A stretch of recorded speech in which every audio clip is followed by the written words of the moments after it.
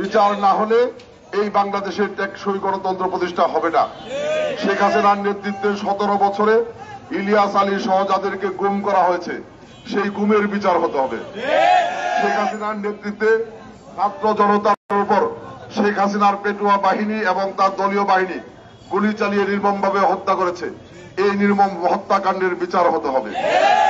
আওয়ামী লীগের সন্ত্রাসী বাহিনী জামালপুরে 17 বছরে যে পরিমাণ লুটতরাজ, যে পরিমাণ দুর্নীতি করেছেন, যেভাবে জামালপুরে অস্ত্রের মহড়া দিয়েছেন, সর্বশেষ বিএনপির মিছিলে ওই নাইম রহমান, সানুর সহ যারা অস্ত্র বের করে গুলি করেছেন, সর্বশেষ ছাত্র গণ আন্দোলনে ফারহান, রাজন সহ যারা গুলি করেছেন, অবিলম্বে তাদেরকে গ্রেফতার করে অস্ত্র উদ্ধার করা হোক।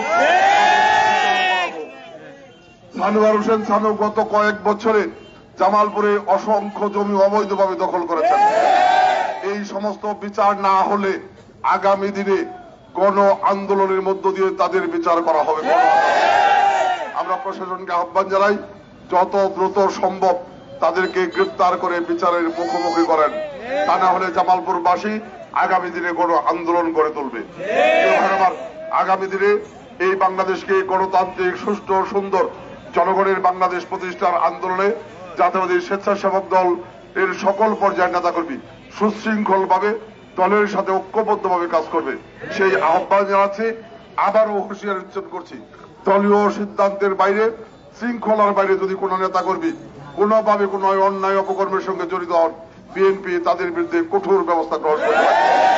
আমি আপনাদের সকলকে আন্তরিকভাবে ধন্যবাদ জানিয়ে আজকের এই কর্মসূচি সফল করার জন্য আন্তরিকভাবে ধন্যবাদ জানিয়ে একই সাথে আহ্বান জানাই, আমাদের জামালপুরের ক্ষণজন্মা পুরুষ, আমাদের গর্ব, আমাদের অহংকার, স্বৈরাচার এরশাদ বিরোধী আন্দোলনে দুঃসময়ে যিনি বিএনপির পাশে দাঁড়িয়ে বেগম খালেদা জিয়ার বিশ্বস্ত হাতিয়ার হিসেবে রাজপথে সংগ্রামের মধ্য দিয়ে স্বৈরাচারের পতন ঘটিয়ে বাংলাদেশের ইতিহাসে নিজের নাম লিখিয়েছিলেন সেই সাবেক মন্ত্রী, সাবেক মহাসচিব মরহুম ব্যারিস্টার সালাম তালুকদারের আগামীকাল মৃত্যুবার্ষিকী। সেই মৃত্যুবার্ষিকী উপলক্ষে আজকে বিকেল 4টার সময় আমরা দলীয় কার্যালয়ের সামনে জেলা বিএনপির উদ্যোগে আলোচনা সভার আয়োজন করেছি। আপনাদের সকলকে সেই আলোচনা সভায় শরীক হওয়ার আমন্ত্রণ জানিয়ে আমি আমার এই র্যালি পরবর্তী সভায় বক্তব্য এখানেই সমাপ্তি ঘোষণা করছি। সবাই ভালো থাকবেন, সুস্থ থাকবেন। আসসালামু আলাইকুম।